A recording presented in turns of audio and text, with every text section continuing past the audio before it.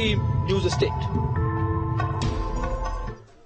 और चलिए इसी खबर पर और तमाम सारी जानकारी के साथ में प्रयागराज से संवाददाता मानवेंद्र प्रताप सिंह हमारे साथ जुड़ गए। मानवेंद्र, रिमांड का पहला दिन था, सवालों की लंबी लिस्ट यूपी पुलिस के पास थी, क्या कुछ रहा, क्या कुछ जानकारी?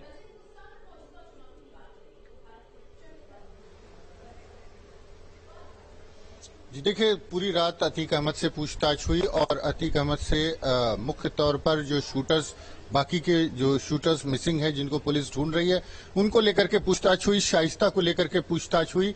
और सबसे बड़ी जो सवाल था, जो पूछा गया कि आखिरकार ऐसी कौन सी वजह हो गई कि तमाम लोग जो शूटर्स थे और जो अतीक का बेटा था जो इस घटना में मारा गया है, वो उमेश पाल को मारने उसके घर पहुंच गए। वो भी उन्होंने फेस नहीं कवर किया था। और आजकल मामूली अपराधी भी जब कोई अपराध करने जाता है तो अपने आप को, अपना चेहरा छुपा करके जाता है। और ऐसी क्या वजह हो गई, अचानक ऐसा क्या हो गया कि जो शूटर्स थे वो अपना चेहरा जो है बिना छुपाए पहुंचते हैं। अतीक का बेटा पहुंचता है, गाड़ी से उतरता है और मार के चला जाता है। तो ऐसा क्या हो गया, आखिर ऐसी कौन सी वजह हो गई कि अपने बेटे को अतीक अहमद ने दांव पर लगा दिया?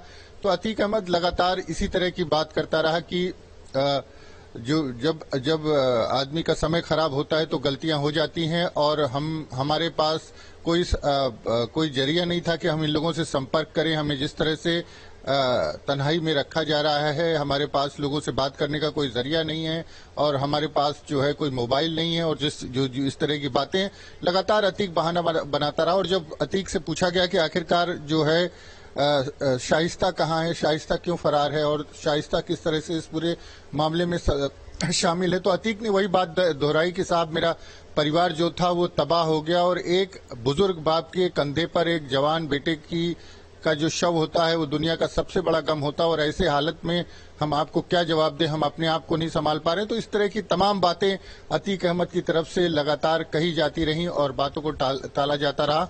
लेकिन कुछ जानकारियां बावजूद इसके अधिकारियों ने अतीक अहमद से जुटाई है और अशरफ से भी पूछताछ हुई है। अशरफ से भी लगातार यही पूछा गया कि बरेली जेल में उनसे 11 फरवरी को जो लगभग 3 घंटे की मुलाकात हुई थी, तो वो कौन लोग आए थे, क्या मकसद था और उनके पीछे क्या फाइनल जो एक कह सकते हैं इस पूरी जो योजना थी, जो षड्यंत्र था, इसको फाइनल टच 11 फरवरी को दिया गया। और उसके पहले क्या योजना थी, क्या उसके पहले योजना किसी और को मारने की थी, जीशान को मारने की बात भी सामने आई थी। उसके बाद अचानक जो उमेश पाल को मारने का फैसला कैसे कर लिया गया। और चूंकि इस पूरी घटना में ये भी बात निकल करके सामने आई थी कि पहले भी 3 बार कोशिश करी थी 11 फरवरी के बाद और पहले 14 दिन था। हालांकि कई सारे सवालों का जवाब सीधे सीधे अतीक और अशरफ देता हुआ नजर नहीं आया। फिलहाल मानवेंद्र नजर बना के रखिएगा। तमाम सारी जानकारी के लिए आपका बहुत बहुत शुक्रिया। खबरें लगातार जारी, रुकते हैं यहाँ पर एक छोटे से ब्रेक के लिए।